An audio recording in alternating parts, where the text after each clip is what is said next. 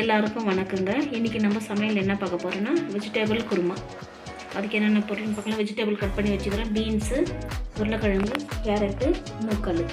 அதுக்கு மசாலா பூண்டு, பெரிய வெங்காயம் 2, கொத்தமல்லி, புதினா, தக்காளி, பச்சை மிளகா, இஞ்சி, கொஞ்சமாக தேங்காய். இதெல்லாம் இப்போ சேர்த்துட்டு வதக்கிட்டு அரைச்சிக்கலாம்.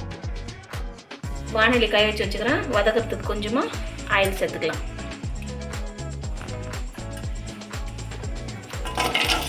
பூண்டு, இஞ்சி, பச்சை மிளகாய் எல்லாத்தையும் போட்டு இப்போ வதக்கலாம்.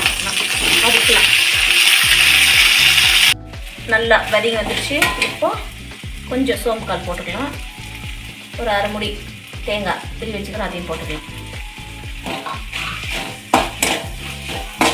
வதக்கி வச்சு இப்போ ஆட்டம் அரைச்சி எடுத்துக்கலாம்.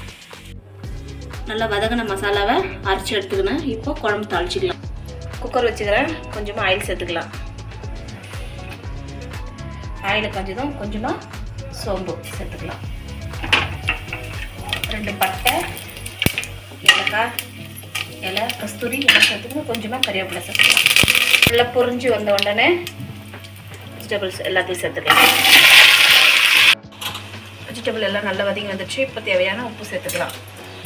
உப்பு சேர்த்து மிக்ஸ் பண்ணிக்கின்னு மசாலா அரைச்சி வச்ச மசாலாவை சேர்த்துக்கலாம். இப்போ மசாலா சேர்த்துக்கலாம்.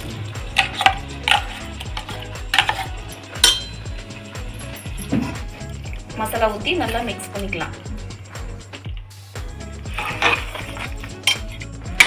நல்லா மிக்ஸ் பண்ணினா தேவையான தண்ணி ஊற்றி மிக்ஸ் பண்ணிக்கலாம்.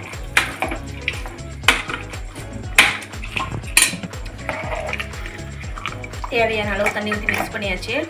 எந்த பொடியும் போட போகிறதில்ல. வெறும் அந்த மிளகா, பச்சை மிளகா அரைச்சி அந்த ஒரு காரம் ஒண்டி தான். இப்போ 2 விசில் வரட்டு மூடி வச்சுக்கலாம். 2 விசில் வந்துச்சு. குழம்பு எப்படி வந்துருக்குதுன்னு பார்க்கலாம். பாருங்கள், வெஜிடபிள் குருமா நல்லா வந்துடுது.